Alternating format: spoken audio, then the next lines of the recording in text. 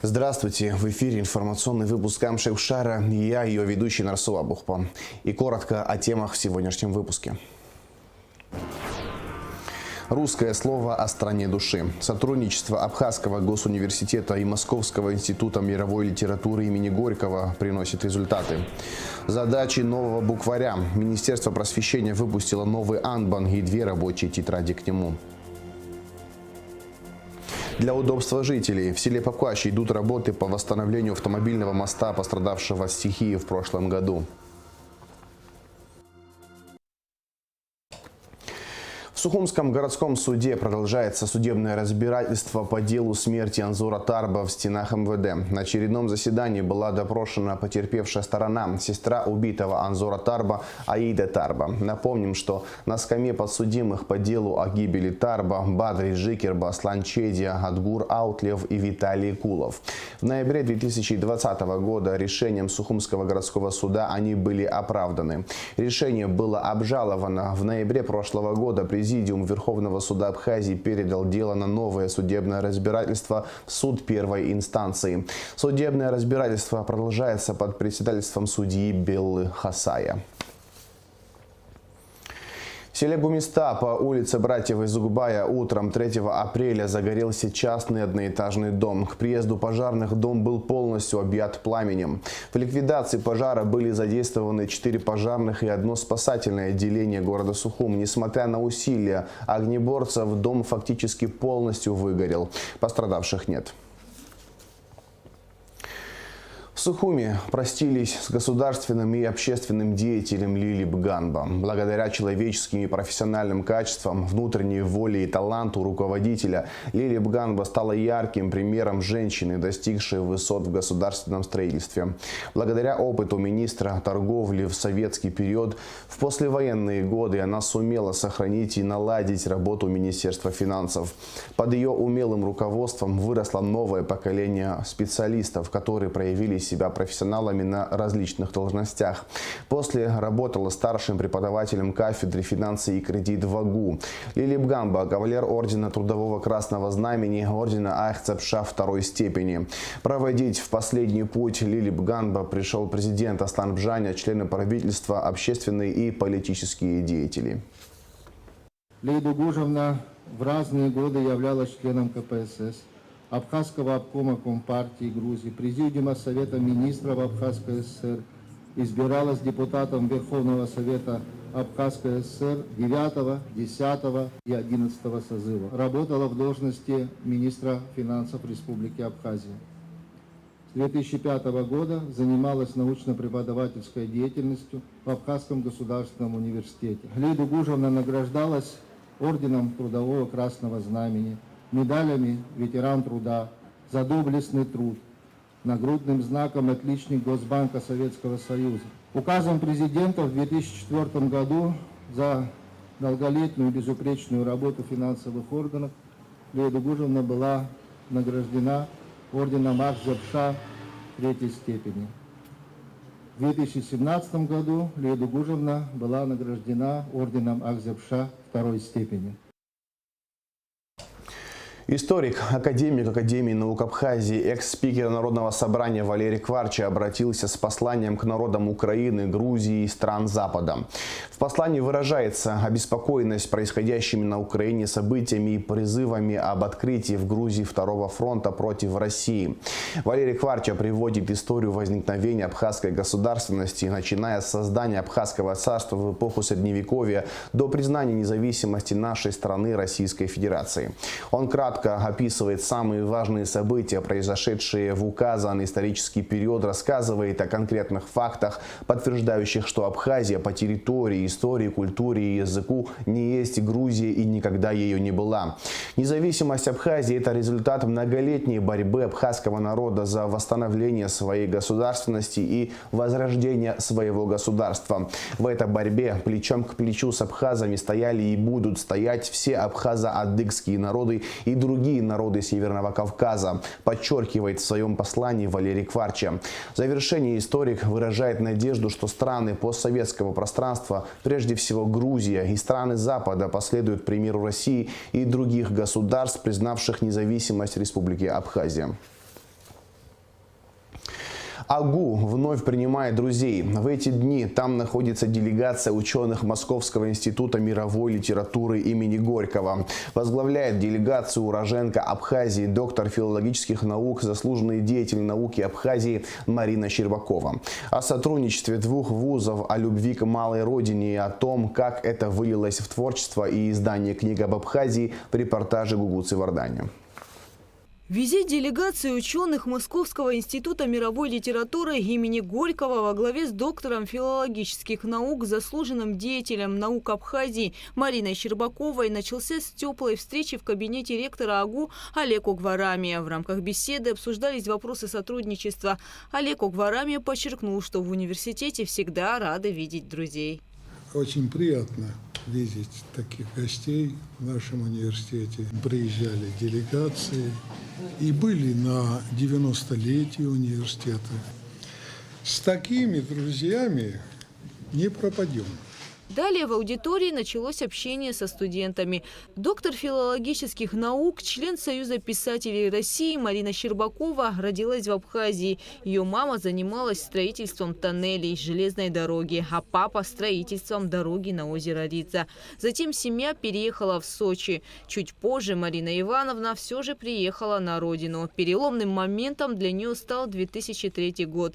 В послевоенное время Институт мировой литературы, где работает Марина Щербакова, поддержал Абхазскую академию наук. В 2003-м 10 сотрудников вуза по приглашению тогдашнего директора Института гуманитарных исследований Василия Авицба приехали в Абхазию. Вместе они организовали большую масштабную конференцию. Увидеть послевоенную Абхазию со следами пуль, осколков и выбитыми окнами, траурными плитами на Гумисте для Марины Ивановны было потрясением. Когда пересекли границу, вы знаете, все, я ничего не видела, слезы, потому что только 10 лет прошло после войны.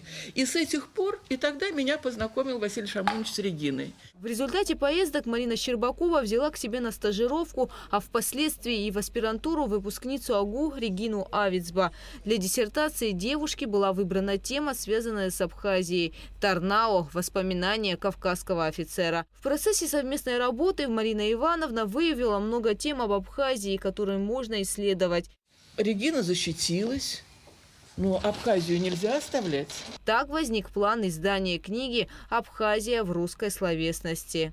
Первый том был выпущен уже в 2021 году. И это не только литература, это воспоминания, письма, документы. Все, что написано об Абхазии в 19 и 20 веках. Абхазия глазами русских исследователей и путешественников. Земля апостольской проповеди. Страницы истории Абхазии в документах отдела рукописей Российской государственной библиотеки. Так называются материалы, собранные в книге. Второй том находится в разработке и выйдет в 2023 году. На сайте Абснотека можно ознакомиться с электронной версией книги. В издание большой труд вложили абхазские и российские ученые. Так красиво оформлены, твердые обложки. Но если мы назвали том 1, то и том 2 должен выйти. И должна вам сказать, что сейчас уже последние статьи мне корректор присылает, и мы его выпускаем. Но в 2 раза больше авторов, в 2 раза больше, в 1,5 раза больше объем. О чем это говорит? О том, что это нужно. В рамках сотрудничества между АГУ и Институтом мировой литературы возникла идея проводить совместные семинары со студентами и преподавателями. Но началась пандемия. Однако она еще сильнее укрепила этот процесс. Лекции перевели в онлайн-формат. Именно пандемия, именно Zoom поспособствовал тому, что на просторах интернета, в Zoom, у нас активно и очень плодотворно заработал наш абхазский семинар. Благодарны Регине как организатору, и, конечно, и Владимир Константинович, и Василий Шамонович, активные участники, авторитет которых привлекал нам больших ученых, деятелей абхазской культуры. 9 марта 2023 года указом президента Абхазии за весомый вклад в абхазоведение и укрепление научных связей между Абхазией и Россией Марине Щербаковой присвоено почетное звание «Заслуженный деятель науки Республики Абхазия». Гугуца Вардани, Михаил Братухин, Абхазское телевидение. Новый Анбан. Министерство просвещения выпустило новый букварь для дошкольников. Авторы книги Ада Кварчеля, Земфира Цвижба и Ирина Кутелья. Старшим группам в детских садах и подготовительным классам в школах учебники и рабочие тетради к нему будут розданы бесплатно. Все детали у Шазины Ханагуа. Яркий, красочный букварь «Анбан» собрал в себе многолетний педагогический опыт и эффективную инновационную методику обучения чтению. «Анбан» поможет выучить ребенку буквы и научиться читать. В книге представлены красочные иллюстрации, которые помогут быстрее и проще воспринимать информацию и не дадут заскучать во время обучения. «Анбан» для детей дошкольного возраста соответствует современным требованиям. Книга удобна для изучения языка как детям, владеющим абхазским, так и тем, кто им не владеет. Требования времени, запрос, да, на который, вызов, на который мы сегодня должны были отреагировать и такое вот принять для нас не очень непростое решение. Учебник должен быть в первую очередь такой многоплановый, многофункциональный. То есть здесь многозадачность должна быть. Проблема абхазского языка, вы знаете, даже в абхазских школах. Дети не владеют своим родным языком. Это тоже проблема. И поэтому, чтобы решить эту проблему, мы решили вот сделать такой более универсальный учебник и для владеющих абхазским языком, и для невладеющих абхазским языком. Слова в учебнике соответствуют современному лексикону. Авторы пытались избегать архаизмов и подготовили его в соответствии со спецификой абхазского языка. К букварю прилагаются 2 рабочие тетради. Одна тетрадь будет с такой специальной поверхностью, с ручкой, которая будет для многоразового использования, потому что именно в этот период, в 5-6 лет, цель преподавателей в первую очередь поставить правильно руку ребенка. Недешево выходит, правда, но что касается абхазского контента, здесь мы экономить не имеем права, это четкая позиция министерства. Еще у нас будет счет. То есть тоже такое небольшое пособие, это такое пособие, вводная часть в математику, где будут тоже какие-то элементарные понятия на абхазском языке, но это все в такой легкой, доступной форме. Задача «Анбана» – ввести ребенка в мир букв, научить читать на родном языке. Именно с этого учебника начинается путешествие каждого человека в мир знаний. Помогать детям в изучении букв и звуков будет главный персонаж «Анбана» – Мыша. Это же дети 5-6 лет, они еще в мире мультиков живут. Это их такая вот жизнь, отдельная часть. И сразу резко такой в академизм их погружать, мы не посчитали нужным. Мы решили все-таки, что нужны герои такие, знаете, именно персонажи из их вот такого виртуального мира. Это медведь, тут это лисичка, зайчик и так далее. Вот здесь вы видите, тут целая лесная школа. Особо хочу отметить роль художника нашего. Это Мария Айба. В кратчайшие сроки, буквально сжатые сроки, она все вот это нам огромный объем картинок подготовила. Притом это, знаете, делала это настолько с душой, вот, что ее вот внутреннее настроение, внутренний посыл, я думаю, вы сами видите и ощущаете. Учебник и рабочие тетради к нему будут представлены старшим группам детсадов и подготовительным классам в школах бесплатно. Тираж «Анбана» – 1000 экземпляров. По словам заместителя министра просвещения Ады Кварчеля, букварь возможно будет приобрести и в книжных магазинах. Шазина Ханагуа, Алексей Кухава, Абхазское телевидение.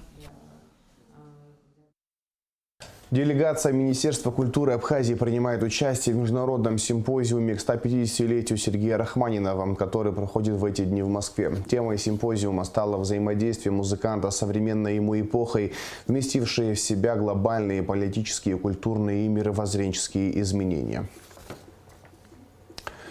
Часть Сухума останется без воды во вторник, 4 апреля. Об этом сообщает водоканал. Подача воды будет остановлена с полуночи до 20 часов. Без воды останутся следующие районы Сухума. Новый район, Старый поселок, улица Эшба, вокзал, ВИЭМ, Маяк, рынок, Нагорная и центральная части города. Вот уже 2 недели, как в селе Покуаш восстанавливают автомобильный мост, пострадавший из-за паводков в прошлом году. На какой стадии находятся работы и когда они будут завершены? На место выехала наша съемочная группа. Репортаж Лауры Капш. Автомобильный мост в селе Покуащ пострадал в октябре прошлого года из-за непогоды. Тогда течением реки унесло 30 метров переправы. На сегодняшний день здесь идут работы полным ходом. Техники и рабочих сил достаточно. На первом этапе специалисты отвели воду от места возведения промежуточной опоры. На данный момент погружаются блоки, сквозь которые будем бурить под сваи, под опору. С какими проблемами вы сталкиваетесь? Ну, как раз в данный момент вот погода, высокий уровень воды постоянно приходится учитывать. уже хахо на Покуаща кута алзга здесь ихо каски Покуаща манадота ацха на самом деле нагазир характерно на сацха зия где-то ахауит я хайта шогор дусура помя писует на сильбота техника усавит нас ацхаге амшки рната регир нас дара яджу ишур галам с границей так зна усур по харпша хапка حق جوه عري دارة كتا زهنا يقصيجو ينخنس ورشال أيتوم نسواخن بيت ورشالن بيكتا خيمي خد وروما نس يمنشالو. Автомобильный мост в селе Покуащ был построен в конце 90-х годов. Это самый удобный и короткий путь в Тхуарчал, которым пользуются сельчане, чтобы попасть на Тхуарчалский рынок. Если в объезд на дорогу уходит 1,5 часа, то через мост можно добраться до места гораздо быстрее. Каждый житель села на рынок ездит, особенно в летний период, там бахчевые культуры, огороды и тому подобное.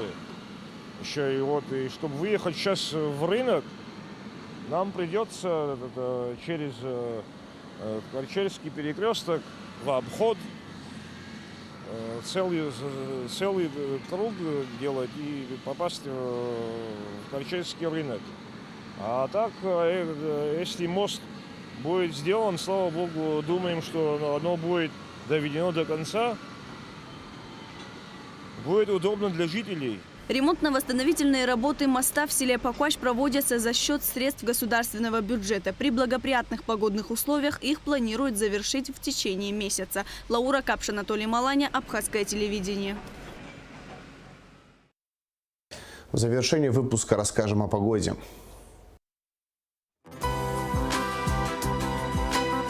По сообщению Гидрометцентра, во вторник, 4 апреля, на территории Абхазии не ожидается осадков. Местами возможен туман. Температура воздуха ночью 6-11, днем 20-25 градусов тепла. Температура морской воды плюс 10 градусов.